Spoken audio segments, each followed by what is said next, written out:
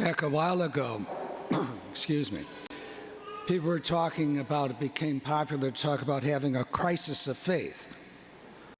And if somebody was said something, oh, I'm having a crisis of faith, to the point where it almost became a joke, which was sad, because they made light of something that is very real.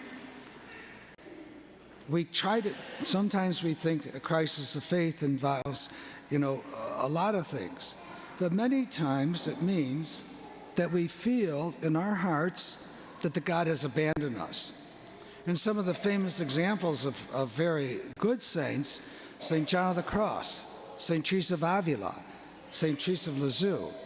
But the one that hit home the hardest was when Mother Teresa of Calcutta said, I think God has abandoned me. And she felt like that for years and years. And everybody went up in arms. How could such a holy woman have such a crisis of faith?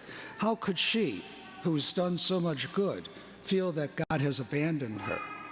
But that's the reality of life. Many times people will say, I believe God has deserted me. And I'll say, why? Well, I'm sick, or I've lost my job. Somebody has, something's happened very drastically in my life, and I feel all alone. And that's where the crisis of faith can come. Or the church has said something that is outrageous, which happens on occasion, but it'll say, why bother? But you know what?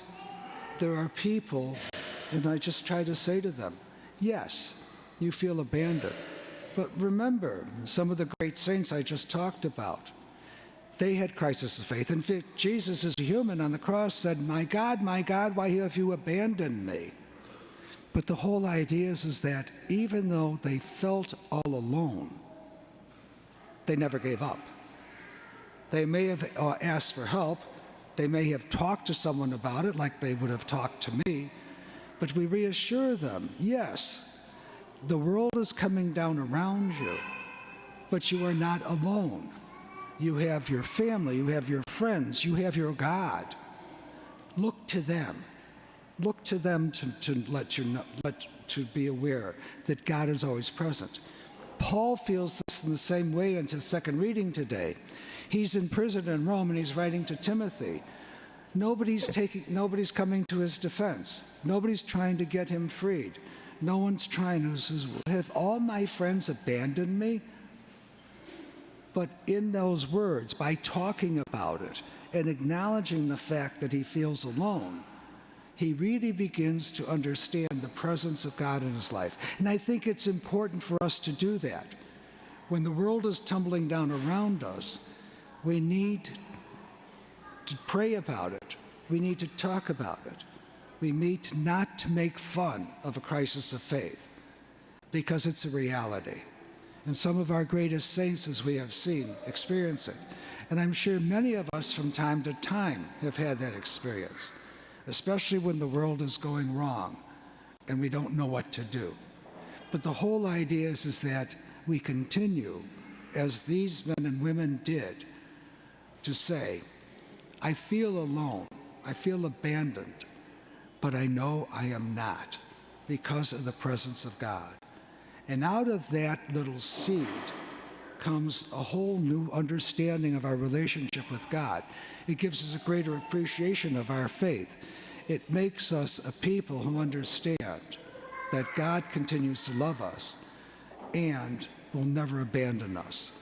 So when you hear of someone having a crisis of faith, listen, give support, understand.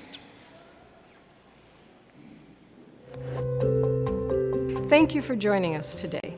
Our digital ministry provides a valuable service to parishioners and visitors alike. How wonderful that we can share God's Word, the celebration of the Eucharist, and other important words and events with those who may not be able to be with us in person. If you would like to support this effort, please go to olphglenview.org. Click on the gold donate button and then the Sunday giving icon to make a contribution on our secure online giving portal. We sincerely appreciate your past and ongoing support. Thank you for helping us continue this ministry. God bless.